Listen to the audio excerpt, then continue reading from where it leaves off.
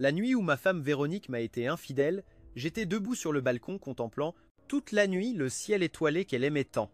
6 ans plus tard, dans une rue de la ville, elle m'a vu porter ma fille dans mes bras et m'a demandé « As-tu bien été ?» Je n'avais pas encore eu le temps de répondre. Quand la petite a tendu la main vers son sac à main de marque, papa a dit qu'il ne fallait pas prendre les choses des autres. Isabelle est sortie de la fleuristerie au coin de la rue. En portant un bouquet de gypsophile qui venait d'être enveloppé, c'était la fleur que je n'avais pas vendue dans ma serre. Elle restait éveillée en diffusant en direct pour m'aider à tout vendre. C'est tout, Sophie. Maman t'a acheté ce petit coquillage. Elle m'a remis l'objet avec douceur et ses doigts ont effleuré la cicatrice sur mon poignet. La marque qui est restée lorsque des années auparavant j'ai payé le prix pour elle, plus chaude que toutes les blessures que Véronique m'avait laissées. Véronique fixa son regard sur nos mains qui se frôlaient et finit par se souvenir de mes dernières paroles, la nuit où j'ai découvert son infidélité. La liberté que tu veux, je la comprends. Mais à partir de maintenant, je ne me donnerai qu'à celui qui le mérite.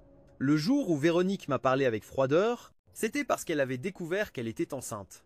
L'échographie montrait 8 semaines de grossesse. Mais j'étais en voyage d'affaires depuis plus de 3 mois, l'enfant n'était bien sûr pas le mien. Véronique s'est assise sur le canapé et m'a annoncé cela avec indifférence. Il y a 6 mois, elle avait un amant. Maintenant, elle était enceinte, voulait garder l'enfant et donner une place à cet homme. Naturellement, cela signifiait divorcer de moi. Au début, je pensais avoir mal entendu, mais avant que je puisse poser des questions, Véronique me regarda dans les yeux, sans expression. Tu n'as pas mal entendu. En regardant la femme que j'avais aimée pendant 5 ans, je sentis mon cœur transpercé par des épines. Comme si des vignes acérées me comprimaient la poitrine, presque incapable de tenir debout. Je n'aurais jamais imaginé que mon mariage, cela finirait ainsi. Véronique était belle, mais de caractère froid et distant. À l'école, elle était la déesse inaccessible, suivie par beaucoup. Seul moi, j'ai persévéré pendant 2 ans avant de la conquérir. Je l'aimais vraiment. Après tant d'années ensemble, bien qu'elle ne le dise jamais, elle s'était habituée à ma présence. À notre graduation, nous nous sommes mariés. 3 ans de fiançailles, 2 de mariage, 5 au total, et elle était déjà fatiguée. Je ne pouvais pas accepter cette réalité, je cherchais même des excuses. Je voulais lui dire que je ne pouvais pas vivre sans elle, que je n'acceptais pas de divorcer, mais en voyant son visage gelé, je me suis demandé si je voulais encore être avec quelqu'un qui m'avait trahi. Même si elle acceptait de revenir avec moi, bien sûr, je ne l'aimais plus. Je voulais un amour fidèle et surtout un mariage loyal. Après tant d'années ensemble, Véronique savait combien je l'aimais. Peu, être craignant que j'insiste, après avoir parlé du divorce, elle est sortie de la maison avec les clés sans me jeter un regard et n'est pas revenue avant le lendemain matin. J'ai passé la nuit sur le balcon à essayer de comprendre pourquoi elle m'avait trompé. La famille de Véronique était plus riche que la mienne. Elle était fille unique et, après ma graduation, elle a pris en main l'entreprise familiale en déclin. Au cours des 2 dernières années, elle n'a presque pas eu de repos, travaillant le jour et socialisant la nuit, je ne comprenais pas comment, avec tout ce travail. Elle trouvait encore le temps pour une aventure. Quand elle est rentrée, elle s'est arrêtée à la porte en me regardant. Ou plutôt, elle regardait les mégots accumulés à mes pieds. Son expression ne changea pas. Elle ne percevait pas mon désespoir. Nous nous sommes regardés depuis les extrémités du salon. Son apparence impeccable contrastait avec ma décadence. Je ne sais pas combien de temps s'est écoulé. Jusqu'à ce que je l'entende dire « As-tu bien réfléchi ?» J'ai pensé à nos 5 années de relation. Des disputes ou peu importe qui avait tort, c'était toujours moi qui cédais en premier. Elle n'a jamais baissé la tête, même une seule fois. Mon engagement unilatéral était déjà une humiliation. J'ai écrasé la cigarette au sol, ignorant la douleur dans mes jambes, et j'ai demandé « Pourquoi m'as-tu trompé ? 7 ans à nous connaître, 5 ans ensemble. » La nuit précédente, j'avais imaginé n'importe quel motif pour le divorce, qui ne serait pas une infidélité, et j'aurais pu pardonner. Mais elle a choisi de me trahir. Véronique détourna le regard avec indifférence. Montrant de l'agacement sur son front, elle a dit « Il n'y a pas de raison, notre destin en est arrivé là, terminons en paix. » Avec cette phrase, notre destin s'est arrêté ici, terminons en paix. Je savais qu'il ne restait plus rien en moi, forçant un sourire. J'ai répondu « Divorçons » peut être parce que j'ai accepté trop rapidement différent de l'homme soumis que j'avais été. Véronique me regarda, surprise. Elle ouvrit les lèvres, mais ne dit rien. Grâce à ma réponse, le processus de divorce fut rapide. Sans informer nos familles, nous avons traité les papiers aussi rapidement que lorsque nous nous sommes mariés. Étant elle la coupable, elle m'a compensé avec une grande somme d'argent et m'a même laissé la maison que nous avions achetée ensemble. Après 2 ans de mariage, il lui a suffi d'un midi pour faire ses valises. Je l'ai vu partir avec ses bagages sans se retourner. 5 ans ensemble, même un chien aurait suscité de l'affection. Mais quand Véronique a décidé d'être cruelle, elle l'a été véritablement. C'est pourquoi soudainement j'ai voulu savoir qui était cet homme pour qui elle m'avait trahi. Qu'est-ce qu'il avait de spécial pour qu'elle commette l'acte le plus humiliant de sa vie? À la fin, je me suis retenu. Déjà divorcé, ne plus nous déranger était la meilleure manière de montrer du respect. Le lendemain, j'ai reçu un message. C'était de la part de la cousine de Véronique. Elle me demandait qui était le garçon qu'elle avait vu chez moi. Le message contenait 3 émojis riant discrètement. Je l'ai lu longtemps, et à la fin, j'ai calmement répondu à cette question « Tu devrais la poser à ta cousine ». Après ça, j'ai aussi bloqué l'une de mes aignières. Elle ne m'a jamais supporté et ce message n'avait pour but que de m'incommoder. Je ne lui donnerai pas cette satisfaction. Au milieu de la foule dans la rue, j'ai soudain senti que je ne trouvais pas le chemin du retour. C'est alors que j'ai compris que je devais être quitté cette ville. Le lendemain, j'ai présenté ma démission. J'étais arrivé à cet endroit à cause de Véronique et aujourd'hui je partais aussi à cause d'elle. En y réfléchissant bien, la moitié de ma courte jeunesse avait presque entièrement tourné autour de Véronique. Ce n'était pas surprenant qu'elle en finisse par m'abord. Après avoir quitté le travail, j'ai reposé chez moi un mois, puis j'ai vendu la maison. Prêt à commencer une nouvelle vie, juste au moment où j'avais fini de faire mes valises, à 2 heures de partir pour l'aéroport. « Bonjour Véronique », m'a-t-elle appelé soudainement. Il s'était écoulé plus d'1 mois depuis le divorce, sans pratiquement aucun contact, et je ne m'attendais pas du tout à ce qu'elle m'appelle en premier. J'ai hésité un moment, mais j'ai répondu. Sa voix éteinte a résonné à travers le combiné. « Tu as vendu la maison ?» Je suis resté figé et sans réfléchir, j'ai demandé. « Je ne peux pas la vendre ?» Il y a eu un long silence de l'autre côté, puis elle a répondu froidement. « Fais ce que tu veux » et elle a raccroché. S'il avait été avant, rien qu'en entendant ce ton, je me serais déjà précipité pour lui préparer un cadeau. L'attendre à la sortie du travail pour lui demander pardon, mais maintenant tout était différent. Pensait-elle vraiment que j'allais continuer à consentir? Et en voyant son caractère, je me sentais toujours ridicule. Je restais un moment à regarder l'écran de mon mobile avant de quitter la ville. J'ai même annulé le numéro, je ne voulais plus aucun lien avec Véronique. J'ai été élevé uniquement par ma grand-mère. Aujourd'hui, mes liens avec mes parents n'ont jamais été profonds. Après le divorce, je ne les ai même pas prévenus. Le 12e jour, un voisin est venu avec le téléphone. Dans sa main, il cherchait ma grand-mère. Son regard vers moi était compliqué et j'ai immédiatement compris que c'était mes parents. Ma grand-mère m'a passé le téléphone et la première chose que j'ai entendue était la voix de ma mère criant de colère. J'ai raccroché sans hésiter 1 minute après. Le téléphone a sonné à nouveau, à peine ai-je dit allô, les cris étaient encore plus forts, j'ai encore raccroché comme ça 4 ou 5 fois jusqu'à... Finalement, ça s'est calmé. Sans cri, elle me demandait juste le nouveau numéro. Elle m'a reproché le divorce, c'était quelque chose de si important et... Tu ne le dis même pas, à quoi pensais-tu? J'ai serré les lèvres et répondu d'un ton froid. Je pensais que la dernière fois, après le divorce, ils avaient mis 2 mois à se rappeler de moi. Cette fois, c'était au moins un peu plus rapide. De l'autre côté, c'était le silence total. Mon enfance n'a jamais été heureuse. La famille était pauvre, et après ma naissance, mes parents ont décidé de partir loin pour travailler. D'eux, me laissant avec ma grand-mère des années plus tard. Oui, ils ont gagné de l'argent, mais ils avaient déjà un autre enfant. Mon petit frère était né depuis 3 ans. La distance entre nous n'a fait que s'accroître. Je voyais clairement leur favoritisme.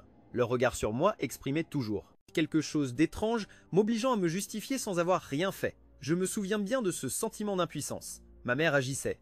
Elle levait la main en disant avec désinvolture « D'accord, je te crois, ce n'était pas toi », mais instantanément mon père murmurait « Comment ta mère, athée, elle put élever cet enfant ainsi ?»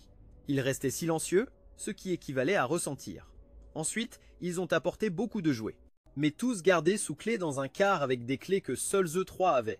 J'étais allergique aux fruits de mer, ma grand-mère le savait très bien. Sur sa table, il n'y avait jamais de crustacés. Avant d'aller vivre avec mes parents, elle avait averti ma mère de ne pas me les donner. Ma mère a acquiescé, mais au 3e jour dans cette maison, j'ai dû aller à l'hôpital à cause d'un bol de soupe de fruits de mer. J'avais à peine pu respirer. J'écoutais mes parents discuter à voix haute. Ma mère disait qu'elle ne savait pas qu'il était allergique, et mon père, frustré, lui répondit qu'elle ne lui avait pas dit. Elle répliqua « Elle m'a dit tant de choses, comment pouvais-je toutes les retenir? Elle est déjà grande, elle ne sait pas ce qu'elle peut ou ne peut pas manger. » C'était sûrement parce qu'il était glouton. Et elle ajoutait que son petit frère voulait manger et que si je ne le faisais pas, il ne resterait pas en désavantage maintenant. Ils étaient furieux, sûrement parce qu'ils ne pouvaient plus rien obtenir de mon mariage avec Véronique.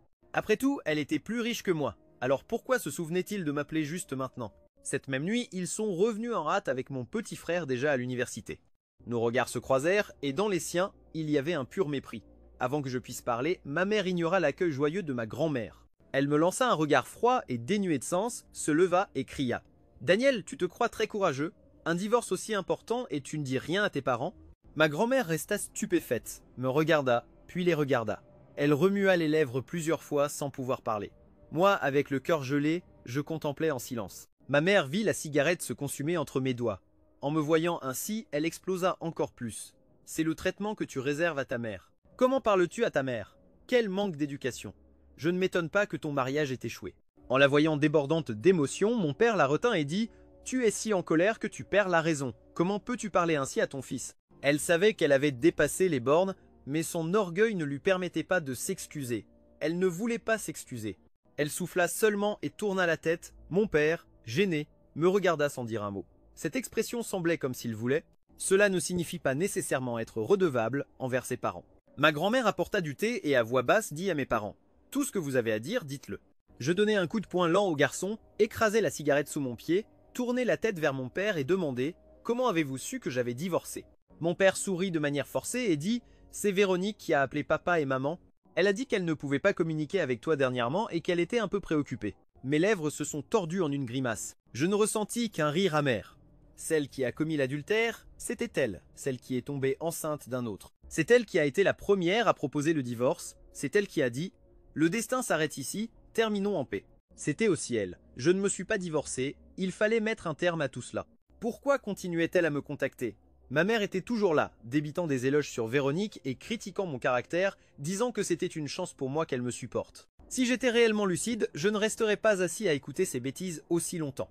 Peut-être, au fond, gardais-je encore une petite lueur d'espoir illusoire. Quoi qu'il en soit, les mots de ma mère étaient durs. Mais Véronique et moi étions déjà divorcés, réellement divorcés, sans chemin de retour. Cette nuit-là, le vent glacial soufflait sans cesse, mais je ne reçus pas un seul mot de réconfort. De repente, je me suis réveillé. La vie est encore très longue. Pourquoi la gaspiller sur quelqu'un qui ne m'aime pas? À la fin, ma mère ne se résignait toujours pas. Elle a dit « L'entreprise de la famille de Véronique est en plein essor, son avenir est illimité. Tu ne peux absolument pas la laisser comme ça, si facilement. Même s'il y a divorce, tu dois au moins obtenir entre 1, 5 et 10% des actions de son entreprise. » Je me suis frotté le front et l'ai interrompu. Ça suffit. Mes parents m'ont regardé à l'unisson, même mon frère cadet, qui se contentait toujours de regarder le spectacle, était surpris. Pendant tout ce temps, j'avais été le fils obéissant. Je n'avais jamais contredit ni défié mes parents, et pour cela, ma mère pouvait me mépriser encore et encore. Mais aujourd'hui, soudain, je ne voulais plus encaisser. Je leur ai dit, sans détour, que s'ils en avaient fini, ils pouvaient s'en aller. Ils peuvent encore acheter un billet de retour. Ma mère me fusilla du regard, et après un moment, elle désigna mon visage et cria, furieuse, « Tu es un ingrat !» Crier « Après toi !» était en vain. Je la regardais du coin de l'œil, me levai et sortis. Dans le village, aujourd'hui, j'ai trouvé une auberge où rester. À peine étais-je installé que Véronique a appelé. Je ne sais pas comment elle a obtenu mon nouveau numéro. En voyant cette série familiale de 11 chiffres, j'hésitais un peu, mais je ne répondis pas. Véronique ne se laissa pas abattre et appela une seconde fois. Divorcée, sa patience avec moi semblait même plus grande qu'avant. À la 7e appel, j'ai répondu. De l'autre côté, le silence. Seulement sa respiration régulière. Je n'ai pas parlé non plus, je regardais simplement comment le chronomètre de l'appel avançait, seconde par seconde. Lorsque le numéro a dépassé 1 minute, j'ai ouvert la bouche. Le destin est déjà scellé, nous avons conclu en paix, c'est ce que j'ai dit. Comment as-tu dit? As-tu demandé? Je n'ai pas l'habitude de m'embrouiller avec une ex-épouse. Véronique, quoi qu'il arrive, ne me cherche plus. De l'autre côté, c'était le silence. Je n'attendis pas de réponse, je coupai la communication brusquement et bloquai son numéro. Quand nous étions mariés, elle ne m'a jamais bien traité. Maintenant, déjà divorcée, tant d'appels. Est-ce qu'elle ne supporte pas de perdre un prétendant dévoué comme moi? Peut être que oui, après tout, pendant 5 ans, je m'étais occupé d'elle dans les moindres détails. J'ai éteint le téléphone et je suis resté à l'auberge du village pendant 7 jours. L'après-midi du 7e jour, ma grand-mère est arrivée avec sa canne, avançant en tremblant depuis l'au-delà jusqu'au village pour me chercher. Elle avait déjà plus de 80 ans. Ses cheveux gris en désordre sous le crépuscule et son sourire édenté me rappelaient le lycée, quand, en sortant tard des cours, elle m'attendait toujours patiemment à l'entrée du village pour que je revienne. Je croyais avoir dépassé l'âge de pleurer, mais en voyant sa silhouette courbée et s'y ratatiner, mes yeux se sont humidifiés. De retour à la maison, j'ai allumé le téléphone. Comme on pouvait s'y attendre, il y avait un tas de messages de reproches de mes parents, disant que j'étais un fils ingrat qui ne comprenait rien. Je n'avais même pas envie de les lire. Véronique avait également écrit depuis un numéro inconnu, disant essentiellement qu'elle voulait juste confirmer que j'allais bien, qu'après tout, nous avions été mariés, qu'elle ne me contacterait plus et qu'elle espérait que nous serions tous les deux en paix. En vérité, je ne peux pas bénir quelqu'un qui a trahi le mariage ni lui souhaiter la tranquillité. Je ne peux pas, mais le solde à 7 chiffres sur mon compte me donnait suffisamment de courage. Je voulais parcourir des montagnes, des rivières, des mers et des lacs et voir le lever et le coucher du soleil. Au 2e printemps, lorsque j'ai emmené ma grand-mère en voyage, je suis tombé par hasard sur Isabelle, une camarade de lycée. À l'époque, je n'étais pas proche d'elle. Je me souviens à peine d'une fille qui portait toujours un appareil photo et un sac à dos, voyageant seule. « Bonjour les amis !» Nous nous sommes retrouvés dans un pays étranger et par coïncidence, nous avions la même destination, alors nous avons continué notre chemin ensemble. Isabelle parlait peu, respectait les aînés, observait bien et savait égayer ma grand-mère. Elle l'aimait beaucoup. Le soir, ma grand-mère et moi, nous allongions sur des chaises en osier, regardant les étoiles dans le ciel. Soudain, elle a dit « Cette fille, Isabelle, est vraiment bien ». Je compris instantanément ce qu'elle voulait dire et je répondis seulement avec un sourire forcé. Oui, très bien. En matière de sentiments, le cœur des aînés est toujours plus sensible que celui des jeunes. Cependant, bien qu'Isabelle et moi partagions la même vision, il y avait entre nous une distance difficile à combler. Je l'aimais beaucoup, mais aimer beaucoup ne signifie pas aimer, et encore moins pour moi, qui avait déjà divorcé. Comment pourrais-je être digne d'elle? Ma grand-mère était déjà âgée.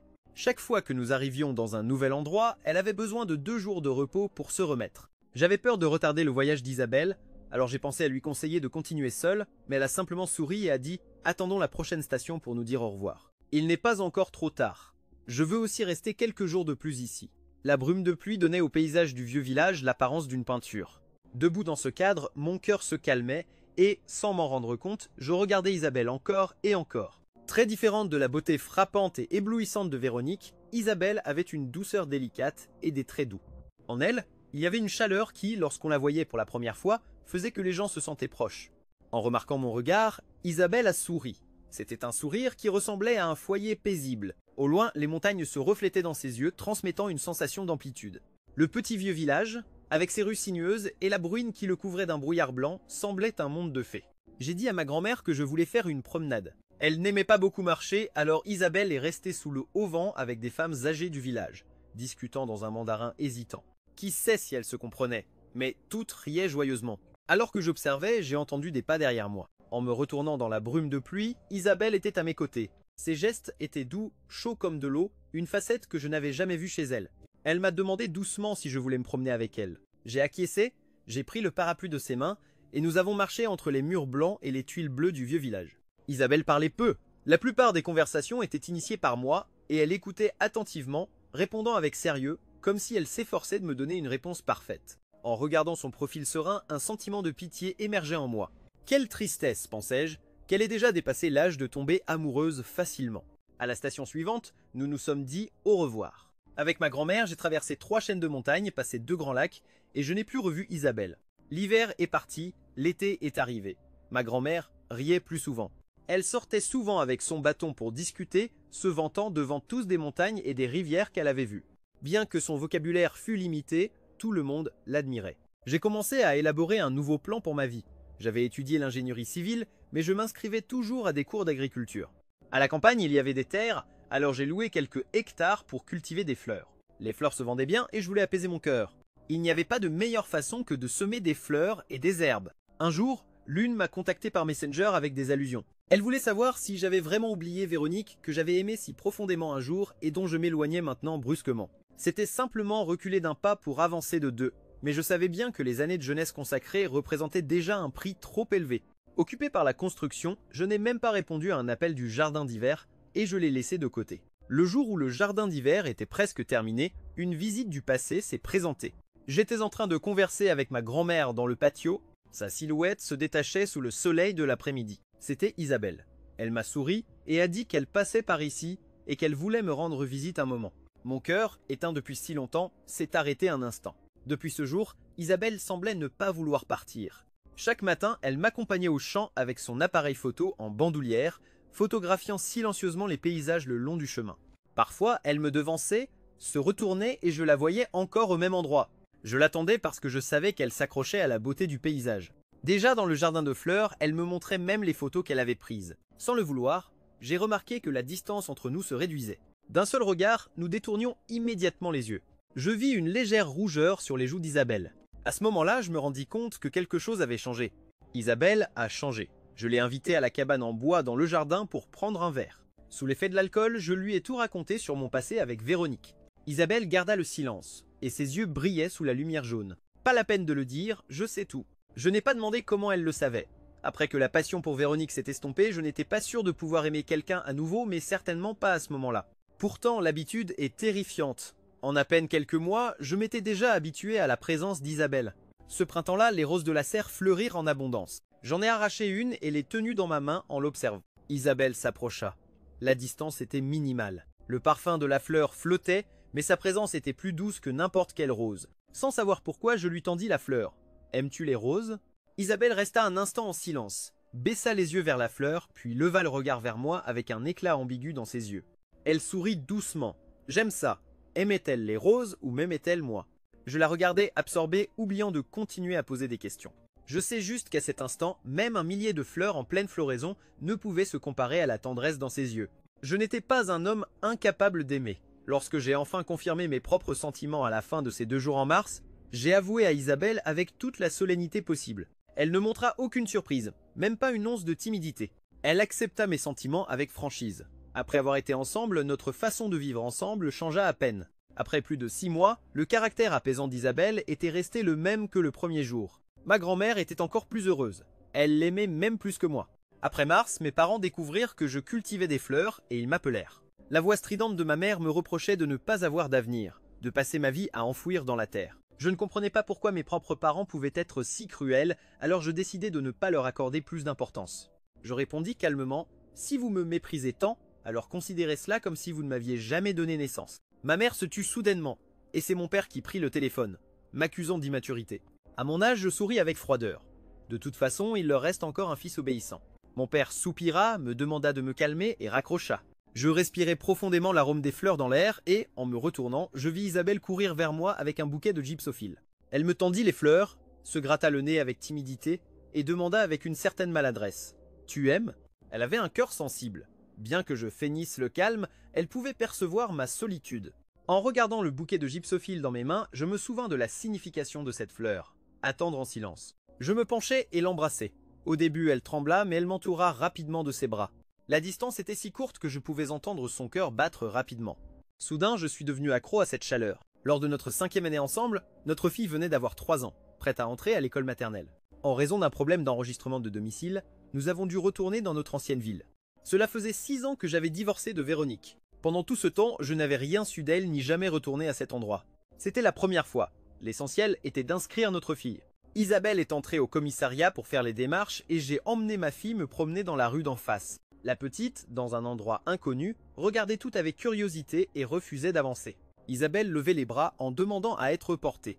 Je la laissais toujours faire et, si quelque chose ne lui plaisait pas, elle était déjà prête à pleurer. Je l'ai portée dans mes bras en parcourant plusieurs rues jusqu'à ce qu'au coin d'une rue, je croise une silhouette familière. 6 ans sans la voir. La première chose à laquelle j'ai pensé fut de faire demi-tour et de m'en aller. Mais juste à ce moment-là, Véronique leva la tête. Ses yeux se croisèrent avec les miens et puis se détournèrent brusquement. Pendant un instant, nous nous sommes fixés du regard. J'ai serré ma fille plus fort dans mes bras et détourné le regard avec froideur. Si familière mais si lointaine, et juste du coin de l'œil, je la vis se figer puis marcher rapidement vers moi. Je ne voulais rien avoir à voir avec elle, alors je me suis retourné pour partir. Daniel, derrière moi, appela mon nom et cela me fit froncer les sourcils et m'arrêter. Véronique s'est approchée, m'a regardé avec étonnement et a ensuite été sidérée de voir la petite dans mes bras. Avec une incroyable maturité, elle a demandé « C'est ta fille ?» Sous ce regard pressant, j'ai acquiescé et même souri. Oui, ma fille vient d'avoir 3 ans. L'indifférence sur le visage de Véronique s'est brisée. Ses yeux m'observaient avec une complexité mêlant un sentiment de trahison. Je la connaissais trop bien, même s'il s'était écoulé 6 ans depuis notre séparation. Je pouvais deviner la signification de ce regard. Au fond, peut-être croyait-elle toujours que je l'aimerais toujours, que même si elle me trahissait et me quittait, je l'attendrais. Mais la réalité n'était pas ainsi. Peut-être pressentait-elle le danger. Ma fille s'est accrochée à mon cou, s'est cachée dans mon épaule et a murmuré « Papa ». Je lui ai caressé le dos doucement et j'ai levé les yeux vers Véronique. Après 6 ans, elle était toujours belle, mais elle n'était plus la déesse distante d'autrefois. Elle avait maintenant la beauté mûre et sereine que seules les années peuvent conférer. Nous n'avons pas dit combien de temps s'était écoulé depuis notre dernière rencontre, il n'y avait pas non plus de rancœur. Tout mon amour et toute ma haine s'étaient déjà dissous avec le temps. Véronique regardait à nouveau ma fille avec des yeux confus, pleins de doutes. Lorsque j'étais sur le point de parler, une voix douce résonna derrière moi. Daniel, en l'entendant, ma fille leva immédiatement la tête et cria « Maman !» Elle étendit les bras vers Isabelle, qui arrivait de l'entrée du couloir. Le regard d'Isabelle se posa un instant sur Véronique, puis elle avança calmement. En passant, elle inclina légèrement la tête et me prit la petite des bras. La petite se blottit contre l'épaule de sa mère, répétant joyeusement « Maman !» Isabelle sourit. Je souris et caressai ses cheveux avec tendresse. Du coin de l'œil, j'aperçus le visage de Véronique, plein de surprise, de complexité et d'inconfort. Je supposais avec certitude qu'elle avait reconnu Isabelle. Je ne sais pas pourquoi, mais en moi s'éleva une émotion étrange appelée satisfaction. Je serrai la main d'Isabelle, regardai Véronique et dis « Elle est ma femme ». Le regard de Véronique descendit vers nos mains entrelacées et dans ses yeux semblait exister une tristesse impossible à transformer en fleurs épanouies. Isabelle calma notre fille un moment puis leva la tête vers moi, déplaça doucement la main qu'elle tenait encore, la mienne, et demanda avec douceur « On y va ?» J'ai acquiescé, j'ai naturellement pris ma fille par l'épaule et je l'ai embrassée contre ma poitrine. À peine avions-nous fait quelques pas quand soudainement nous sommes tombés sur une connaissance. Armand. Je me souviens encore qu'à l'école ses notes étaient toujours exceptionnelles. Il avait été le plus grand rival de Véronique dans son parcours académique. Mon impression la plus forte était qu'à cause de la compétition, ils avaient fini par devenir des ennemis au sein de l'école. Au-delà des examens qu'ils partageaient, ils avaient à peine de contact. Même quand ils se croisaient, ils avaient tendance à s'éviter sans se regarder. Armand, en me voyant, resta visiblement paralysé et, maladroitement, détourna les yeux des miens pour regarder à sa droite. De la main droite, il tenait un enfant d'environ 6 ou 7 ans. Lorsque le petit vit Véronique, il lâcha immédiatement la main d'Armand, cria maman et courut directement vers elle. Alors c'était ça. À cet instant, que me restait-il à ne pas comprendre? Je tournai mon regard vers Véronique. Je la vis se mordre la lèvre, détourner le visage, incapable de soutenir mon regard. La main d'Isabelle, qui tenait encore la mienne, se serra fortement. Moi, avec calme, lui souriais pour la tranquilliser et nous continuâmes d'avancer ensemble. En passant près d'Armand, j'entendis sa voix résonner dans mon dos. « Daniel, bon après-midi, bonne heure. » Je courbai mes lèvres dans un sourire glacial. C'est moi qui devrais le remercier. Si tu n'avais pas détruit ma famille, comment ce cadeau pourrait-il exister? Étant l'amante intruse, quel droit as-tu de te tenir devant moi et de faire semblant? Faux semblant d'affection. Depuis notre retour de la vieille ville, la vie des trois est redevenue calme et douce. Ni Isabelle ni moi n'avons mentionné Véronique de nouveau, dans un accord tacite. 15 jours plus tard, un après-midi où je taillais des fleurs, je levai la tête et vis Isabelle avec notre fille dans les bras, le visage ombragé, regardant vers la fenêtre. Isabelle avait toujours été sereine. En tant qu'amie depuis tant d'années, c'était la première fois que je la voyais avec cette expression. Instinctivement, je regardai dehors et découvris, sans savoir depuis quand, Véronique debout dans le jardin, conversant avec la grand-mère. Ses yeux, de temps en temps, se détournaient furtivement vers cette fenêtre. Il n'était pas surprenant que le visage d'Isabelle se fût assombri autant, mais quel sens cela avait-il que Véronique apparaisse ici soudainement? Quand elle eut enfin apaisé notre fille, Isabelle me lança un regard et lâcha une seule phrase « Ne sors pas ». Puis elle ouvrit la porte et sortit. Depuis la fenêtre, je vis les deux converser, femmes du même âge, chacune avec sa propre allure. Elles brillaient à leur manière. Je ne regardais pas Véronique, seulement Isabelle. Et lorsque mes yeux se posèrent sur elle, je ne pus plus les détourner. Dans mes souvenirs, Isabelle a toujours été douce et gentille. Mais aujourd'hui, cette figure aiguisée débordante d'hostilité, je ne l'avais jamais vue auparavant.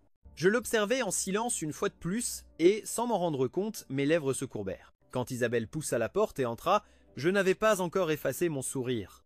Elle fut un peu surprise et dans ses yeux noirs brillèrent des lumières incompréhensibles. « Es-tu si heureux ?» Je compris immédiatement son malentendu et expliquai calmement. Je ne t'avais jamais vu montrer d'hostilité envers quelqu'un. En entendant cela, les joues d'Isabelle s'enrougirent. Elle prit notre fille, qui jouait avec des blocs, la mit sur son épaule, et, s'approchant de mon oreille avec un soupçon de résignation, murmura « Sors et clarifie les choses avec elle, mais ne sois pas cruel. » Je sortis dans le jardin, m'arrêtai sous la pergola et confrontai Véronique. À peine un mois sans la voir, elle avait déjà l'air plus dégradée. Peut être qu'elle était sortie à la hâte, ses vêtements étaient froissés, si différents de l'image soignée et méticuleuse que je gardais en mémoire. Elle m'observe en silence, sans dire un mot. L'atmosphère tendue poussa la grand-mère à se lever avec son bâton. Je murmurai quelques phrases. Il fait un peu étouffant ici. Je vais faire un tour, dit-elle, et elle s'en alla lentement. Lorsque je fus suffisamment loin, ce fut moi qui rompis le silence. Véronique, bien que tant d'années se soient écoulées, j'ai encore une question à te poser. Dans son regard brillait une étincelle étrange, comme si elle croyait que j'allais demander « M'as-tu jamais aimé ?» Quelle superficialité. Véronique s'éclaircit la voix d'un ton rauque qui ne cachait rien. Je souris froidement, levai lentement la tête, fis un pas en avant et demandai à voix basse. Le délit d'adultère était-il savoureux? Véronique resta pétrifiée. Son visage se fissura peu à peu, même le maquillage le plus soigné ne pouvait dissimuler l'horreur et la confusion sur son expression. À l'intérieur de moi, une sensation de plaisir grandissait. Je vis ses jointures s'accrocher à la pergola, blanche comme la chaux. Au final, elle ne put lâcher qu'une excuse tardive, retardée de si longues années. Je suis désolé, je suis désolé. Les mots restants, elle ne put les prononcer. Véronique pensait sûrement qu'une personne que j'avais aimée si profondément même après notre divorce, resterait silencieusement dans un coin, la protégeant seule. Mais Véronique, dans ce monde, personne ne naît avec des dettes envers quelqu'un. Passé 30 ans, comment se fait-il que tu ne comprennes toujours pas? Je gardais le silence, le regard glacial fixé sur elle. Une séparation signifie deux grands chemins. Chacun a son propre bonheur. Peu importe ce que tu penses, que ce soit par raison ou par sentiment, tu ne devrais plus jamais me chercher. Et pourtant, 6 ans après le divorce, elle revint me chercher délibérément. Véronique me regarda. Ses yeux, rougeoyants de veines de sang, laissèrent échapper une seule phrase. « Daniel, peut être que tu n'es vraiment pas heureux, mais je regrette sincèrement de t'avoir quitté. » Je restai immobile un instant et souris lentement. Et alors, personne ne comprenait mieux que moi que Véronique ne regrettait en réalité rien. Ce que je voyais, c'était qu'après mon départ, je n'étais pas venu travailler, mais j'étais même plus heureux qu'en étant avec elle. Ce que je ne supportais, c'était uniquement cela. Après 6 ans sans nous voir, elle avait encore le culot de me dire ces mots. Au nom de quoi? De la préférence unique que je lui avais jadis accordée. Je l'aimais de tout mon cœur, mais elle ne croyait pas que je pourrais la laisser partir aussi facilement. Quand elle comprit vraiment qu'elle m'avait perdu, son incapacité à l'accepter était naturelle. Peut être que ces années à cultiver des fleurs avaient poli mon caractère. Au final, je devenais plus généreux. J'étais plus beau qu'elle. Je ne voulais pas parler trop. Je lui conseillais simplement de partir vite, car elle avait déjà une nouvelle famille. Me chercher délibérément, n'était-ce pas être infidèle à la famille qu'elle avait maintenant? Si dans le passé elle m'a trahi, voulait-elle aujourd'hui trahir encore? Véronique quitta ma maison, mais pas le village. Elle loua une chambre et chaque matin, elle se tenait au loin, regardant silencieusement vers ma maison. Le visage d'Isabelle s'assombrissait de plus en plus, bien qu'elle s'efforçât de ne pas le montrer devant moi et notre fille. Jusqu'à ce qu'une nuit, elle se leva en silence pendant que je dormais. Isabelle s'est emmitouflée et est sortie seule. Quand elle s'éloigna, je la suivis également en secret. En effet, Isabelle avait convoqué Véronique. Je me cachais sous la fenêtre, écoutant.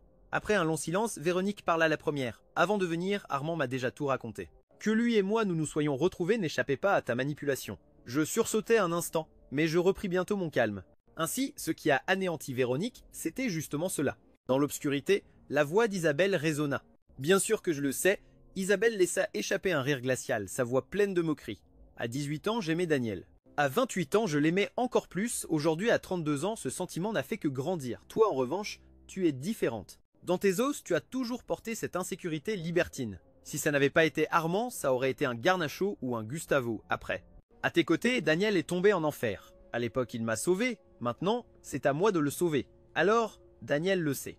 Dans la voix de Véronique, il semblait y avoir un fil d'espoir, sachant que tu avais calculé sur son mariage. Es-tu sûr que dans son cœur, il ne resterait aucune épine? En un instant, Isabelle sortit des ombres. Sur son visage, une expression sombre et indéchiffrable apparut. J'entendis sa voix. Oui, je le sauve. Comment cela pourrait-il s'appeler un calcul? Le lendemain, je retrouvai Véronique. Avant qu'elle ne parle, je fus direct. Tout ce qui a été dit hier soir. Je l'ai entendu dans ses yeux. Un éclat brilla. Le monsieur avec un éclat faible serra les lèvres avec une voix rauque. Daniel, Armand et moi, à l'époque, je ne savais rien. Je l'interrompis froidement. Notre mariage n'a jamais été heureux. Jamais tu ne m'as eu dans ton cœur, pas tes parents, même pas ta sœur. Ils ont toujours pensé que me marier avec toi était aspirer trop haut, jamais ils ne m'ont accepté. Et tu ne m'as jamais défendu par un seul mot. 6 ans après le divorce, nous avons tous les deux de nouvelles familles. Que tu voyages soudainement des milliers de kilomètres pour me chercher, c'est indigne de ta famille actuelle. Je laissai échapper un rire glacial et je conclus. Véronique, ce que nous étions est derrière nous. Ne t'enlise pas avec ces sujets. La dernière lueur dans les yeux de Véronique s'éteignit complètement. Le destin entre nous touchait à sa fin, et au moins, nous devrions nous séparer en paix. Je lui rendis intact. Les mots qu'elle m'avait un jour dits. Au loin, Isabelle tenait notre fille dans ses bras, et à la lumière de l'aube, elle leva la main pour m'appeler. Les commissures de mes lèvres se courbèrent doucement. Je passai à côté de Véronique et avançai vers elle. Notre fille était au milieu. Isabelle et moi nous regardâmes et sourîmes en même temps, chacune tenant fermement une des petites mains, et ensemble, lentement, nous nous enfonçâmes dans le champ de fleurs. Le soleil continuait de resplendir, les jours restaient aussi beaux que jamais, un mariage malheureux n'était pas le point final. Mais le début d'un nouveau voyage vers le bonheur, car en tant qu'êtres humains, nous devons tous traverser. Innombrables difficultés et obstacles, tant que l'on conserve son cœur intact, il y aura toujours quelqu'un qui, peu importe la distance, traversera toutes les barrières pour arriver jusqu'à toi. Épisode extra, Véronique Armand. Les rayons du soleil traversaient la fenêtre avec force et m'atteignaient directement dans les yeux. J'ouvris les paupières avec difficulté, le froid soudain faisait que ma tête me faisait mal comme si elle allait éclater. Mon Dieu, le téléphone. Sur l'oreiller, il ne cessait de vibrer avec stridence, les mots appels entrants clignotaient sans cesse sur l'écran. Une irritation brûlante monta à ma poitrine. Je le lançai avec force contre le mur et il se brisa en 1000 morceaux.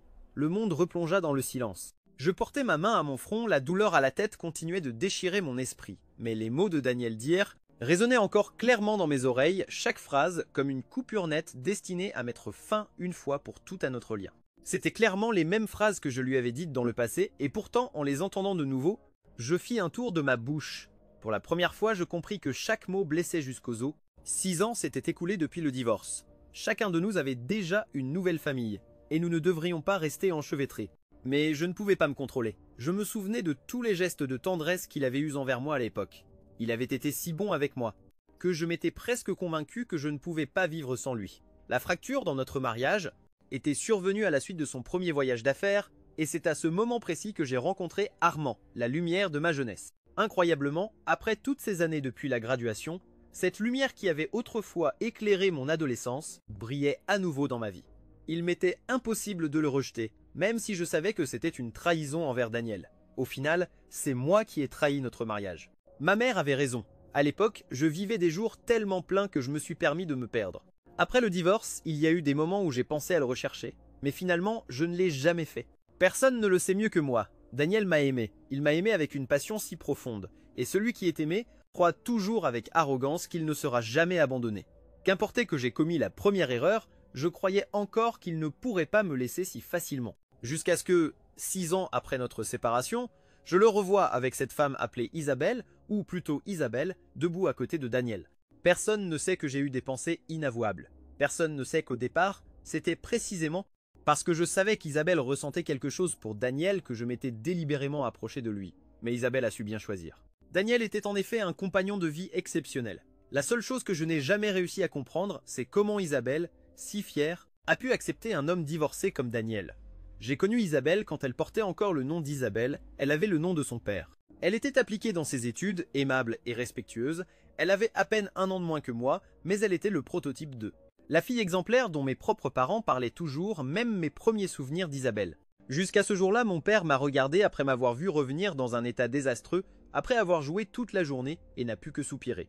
Elle m'a dit une phrase que je n'ai jamais oubliée. « Si tu étais aussi sensé qu'Isabelle, tout irait bien. » C'était la première fois que j'entendais de la bouche sévère de mon père un éloge envers une autre personne et non envers moi.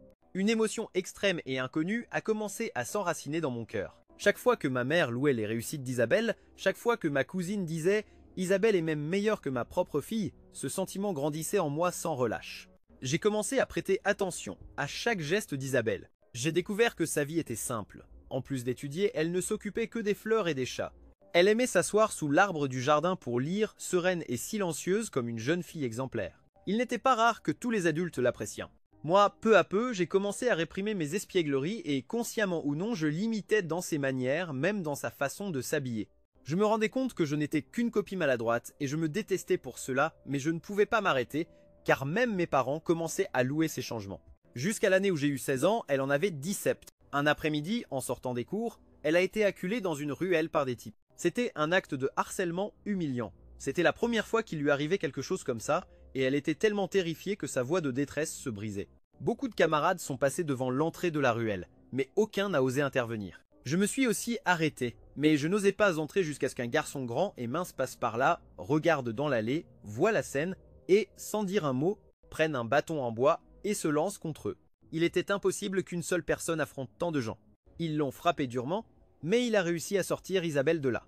J'ai entendu sa voix, douloureuse mais ferme, proférant une menace. « La prochaine fois que vous oserez l'embêter, je vous tuerai. » Tous deux sont sortis chancelants de la ruelle. Pendant que je restais caché derrière un arbre, à cet instant en étant resté immobile, j'ai soudain ressenti qu'il serait impossible de faire face à Isabelle en silence à l'avenir. Plus tard, dans son atelier de peinture, j'ai aperçu par hasard un tableau d'un jeune homme. C'était un dessin de dos et sur le bord apparaissait écrit son nom, Daniel.